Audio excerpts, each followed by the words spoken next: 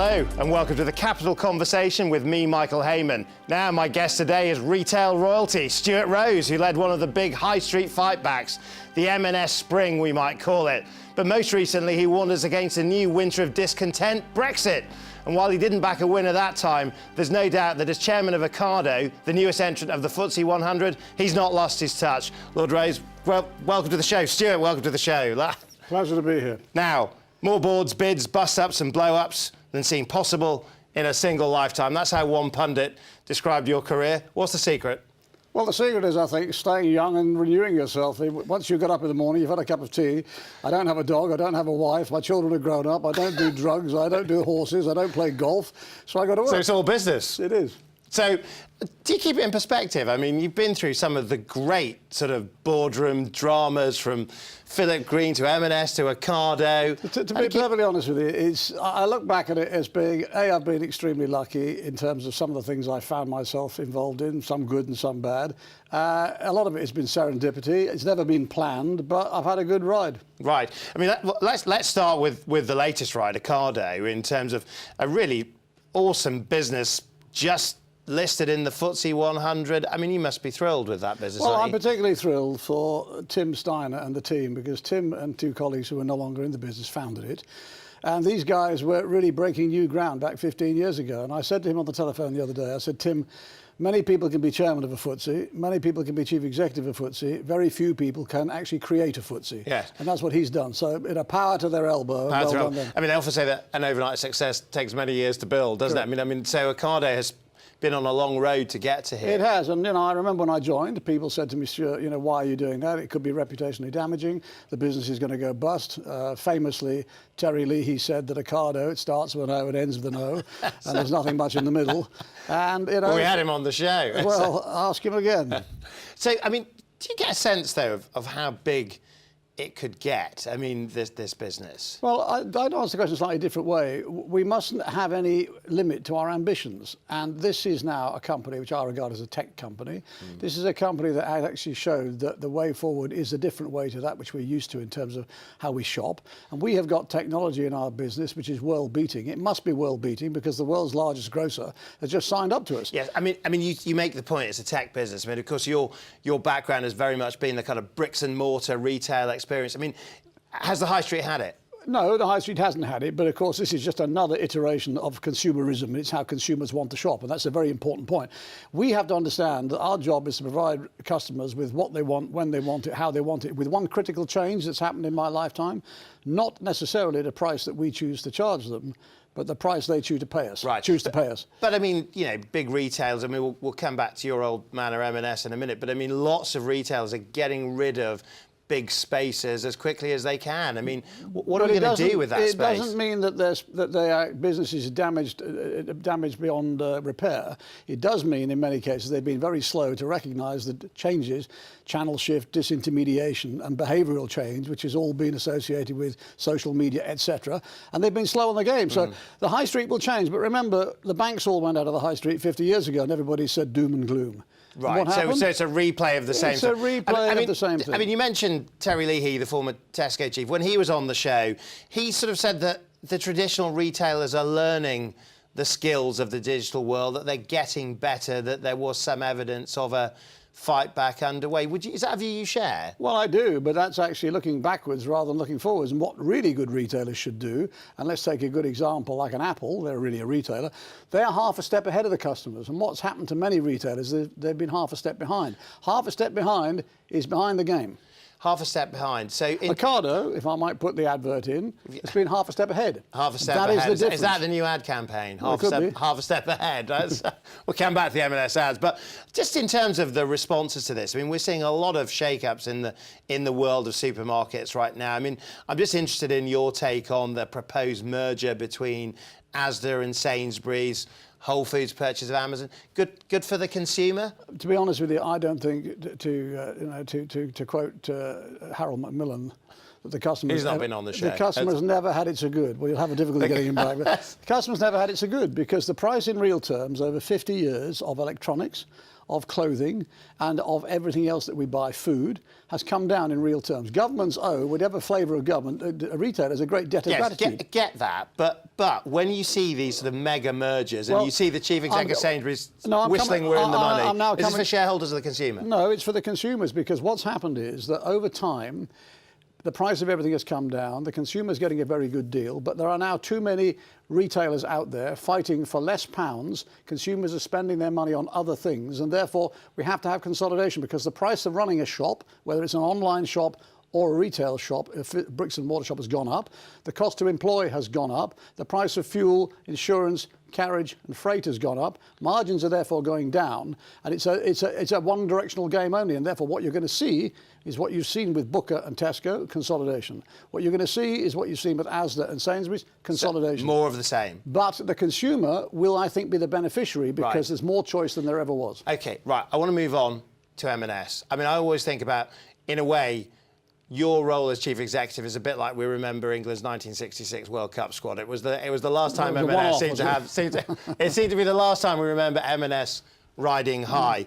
You know, when you looked at the rise of Ocado into the FTSE 100 and M&S just hanging on by the skin of its teeth, was that a kind of bittersweet moment for you? That's absolutely not, because M&S gave me my career. I, on and off, was involved with them for 25 years.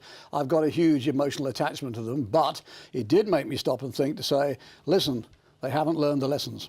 They haven't learned the lesson. Because, I mean, you know, it's interesting, because The Guardian described you as the man who gave Marks and Spencer's a life-saving makeover. Made me think, how much of that was just surface level sort of, you know, making ends meet, or how much was the work you did at M&S fundamental? Well, I genuinely believe that what we did with the team that we put together between 2004 and 2010 did actually reverse the decline of the business. You know, people say that we fiddled the numbers. We made £1 billion in 2005. That's only been achieved once before. We left the business with 12% market share, the business of clothing. And we left, the business has now got something like 240 basis points less market share. So they've let it slip. They've let it slip. So when you see that, when you say it hasn't learned the lessons, if you were to go back in there today and you were to say, this is the lesson you need to learn, what is it? What should the team be thinking about? The golden lesson for Marks and Spencer is a phrase I used to use a lot, and I think it's as true today as it ever used to be. The key to the golden gate at Marks and Spencer is women. They buy all the women's wear, I mean, you know, pretty well, unless you're a transvestite.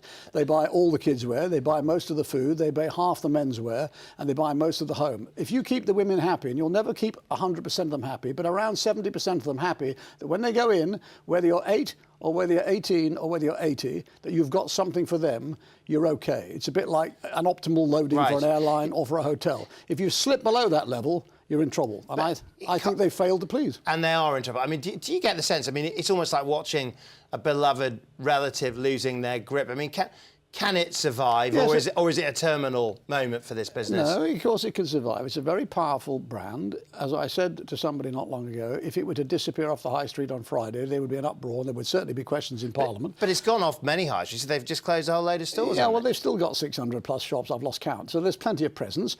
But they should have, for instance, a greater presence on online than they've currently got. They were very late into the game. It didn't come online until I went there in 2004. So you know, it's a business which has been slow to espouse change. So the digital move is what they need to do next in earnest, is it? And more importantly, the point I made earlier, they have to stay in touch with the customer zeitgeist. What do I want? How do I want to look? I'm going to give you a good example. They've tried a couple of times to go quite young. The core population who shops in Marks & Spencer is a bit older than young, right?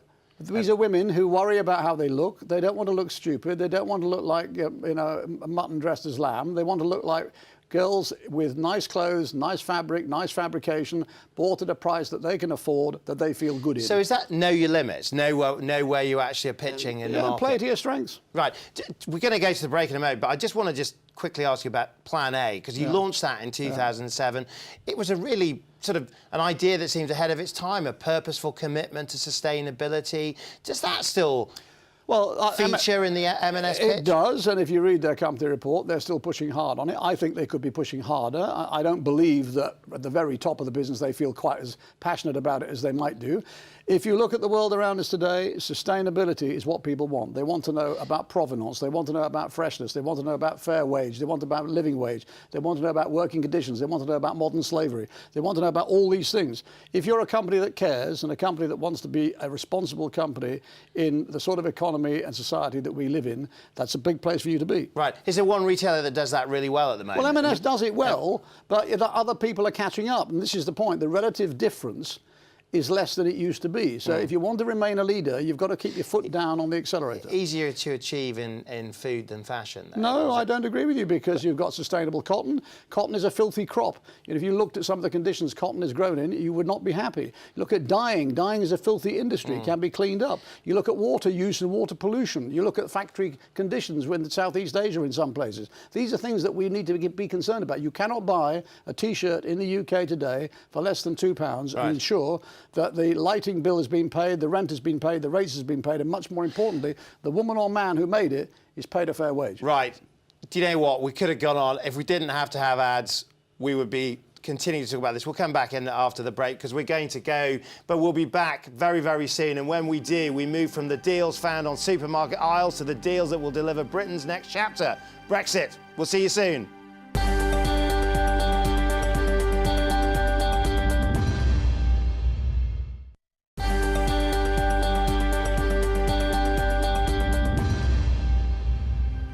Welcome back. My guest today is the retail leader and campaigner, Stuart Rose. Stuart, before the break, we spoke about some of your notable successes. But let's talk about Brexit. People voted out. You were one of the big voices for voting in. What did you get wrong? Why did people not listen to the message? Well, it's a long story, and we haven't got very much time, but the short answer is we had a bad campaign. We focused, in my view, on the wrong things. And I think the other side, frankly, were less than truthful about some of the opportunities that are coming out of Europe, and I will say that. They lied? You can say that, yes. Would you say that? Yeah. Right.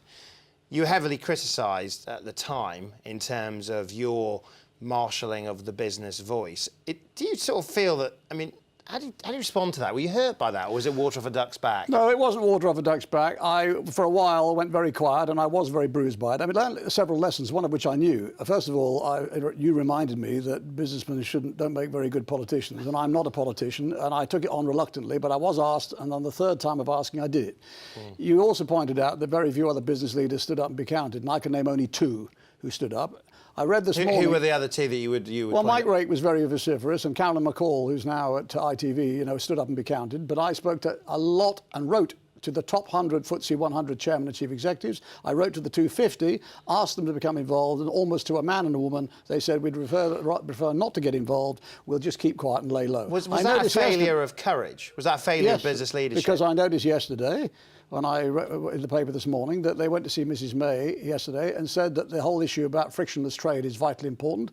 The whole issue about having clear pathways is really important. Well, I ask you, it's 2 years since we voted, and it's less than 10 months since we're coming out. And are they reaping what they sow now? I mean, have they lost control of the message to some degree? Well, I am worried about the consequences. So let's tell you where I am. I understand the democratic process. The vote was the vote. Let's go through and make the best job of it. But some of the amendments put through and proposed by the House of Lords, which are going to be debated by the House of Commons next week on the European Withdrawal Bill, are very important. Because effectively it says, look, we need to think about the consequences of what is really going to happen or potentially going to happen against what you thought was going to happen. Shall we have an opportunity to discuss that? But you are a member of the House of Lords. I am. But it seems to be that you've quite low on this issue in terms of the big debates. I mean, I noticed you weren't on some of the front pages as sort of the public enemies number one. I did my bit as a business leader and not as a politician. I voted for the government whenever I was in the country to be able to vote, and I understand what the government has got to do, and it's treading a very difficult pathway. But I'm very disappointed by the pace of the debate, the pace of activity, or the lack of activity that's gone on. And I do worry about the fact that we have got 700 days gone and less than 10 months left.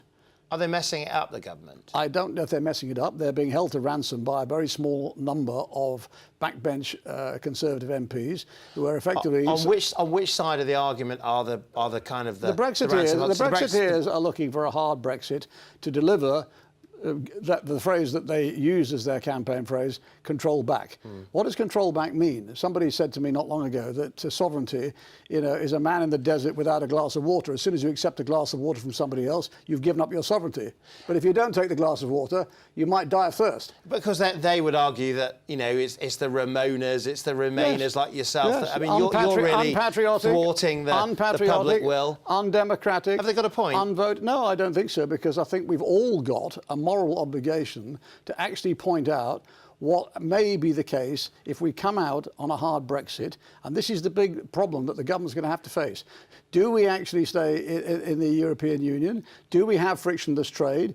Do we have some sort of compromise for a number of years, i.e. a transformation period? Or do we go out on a hard Brexit and face the consequences? Would it be best? And if that's the case, should Parliament have another opportunity to debate that? To debate it, right. Would it be better for Britain, in your view, if the whole thing collapsed and if we actually went back to a referendum? I mean, so, part of the accusation against the House of Lords was that you're trying to wreck it. It would have been better for Britain if we could have put the clock back, which of course you can't, that we'd had a more informed debate on both sides. I said, our side didn't do a great job, and I myself it was heavily choreographed, which is not my style.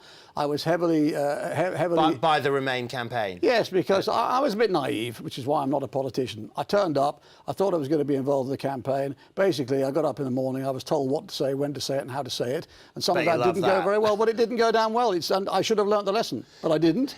But I don't regret having tried. Right. On the other side, I think there must be some people who ought to go to bed at night or get up in the morning and look at themselves in the mirror and say, where is all these things that we were promised? Where is the £20 billion for the National Health Service? Are we ever going to get it? But don't you think the UK economy is sort of powering on? No, I mean, the UK economy, is it stalling? I, again, got into trouble because I said at the time when somebody asked me, and it was the only time I was effectively ad lib, what's going to happen, Stuart, when we come out of Europe? And I said, nothing will happen for 2 or 3 years.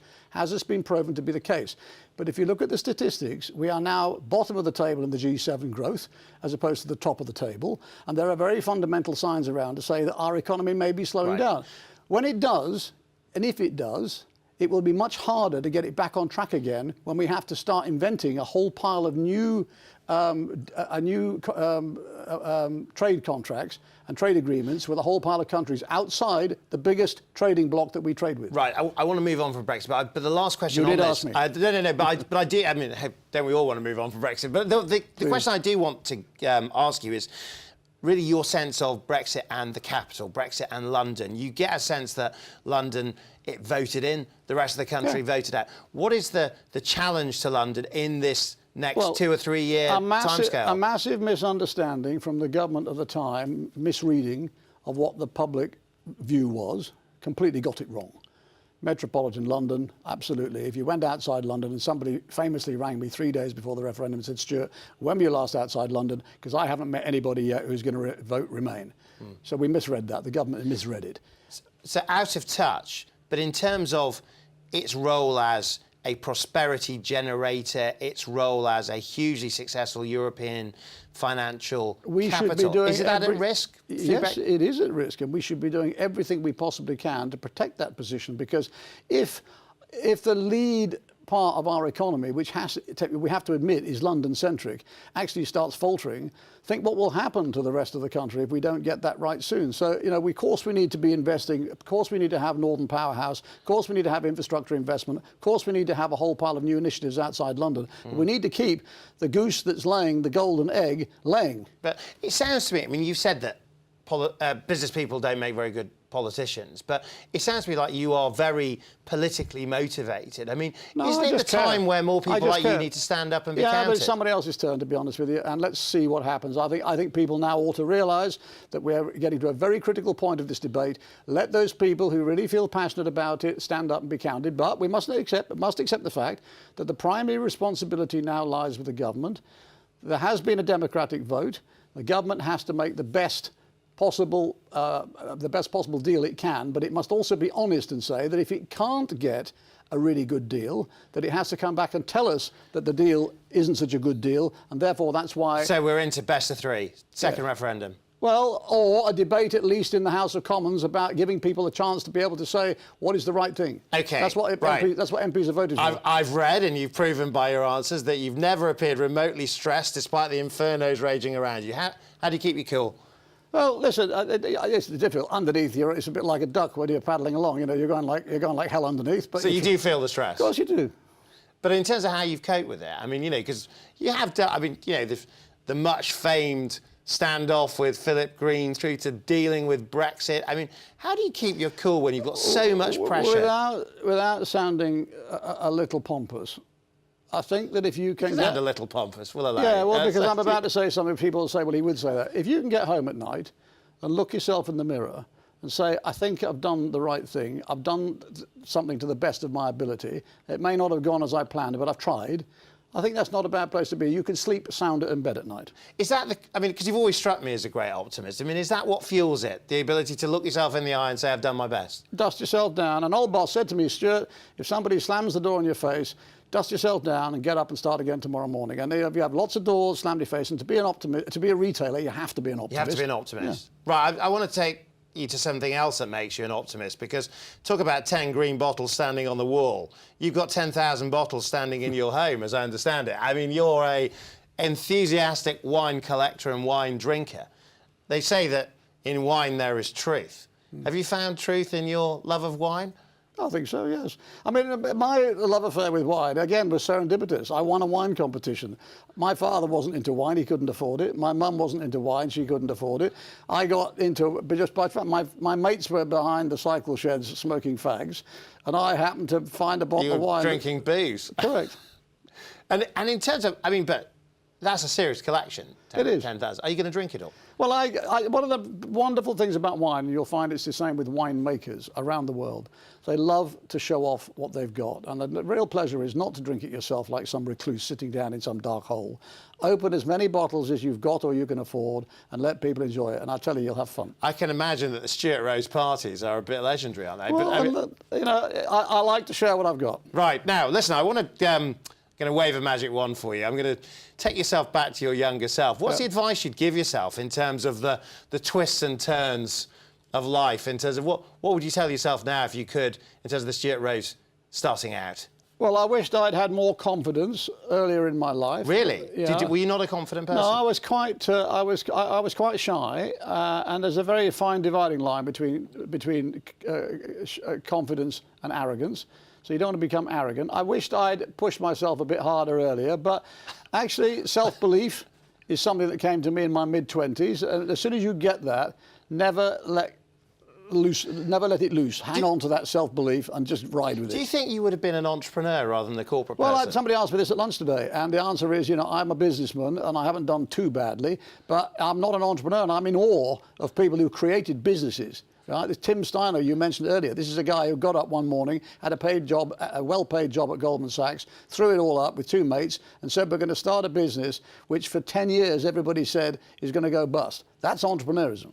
That's entrepreneurism. We're going to have to leave it there, but thank you so much, Stuart, for joining the show. And that's all we have time for this week. And thank you to my guest, Stuart Rose. Well, M&S famously ran the ad campaign, Not Just Any. And this is not just any business career, this is the Stuart Rose career. A career that has been at the heart of Britain's business story. The highs, the lows, the peaks, the troughs. And they leave this campaigner as fresh as one of his famous supermarket sandwiches. And if you're looking to deliver your own plan A, join us again for the next Capital Conversation. I'll see you then.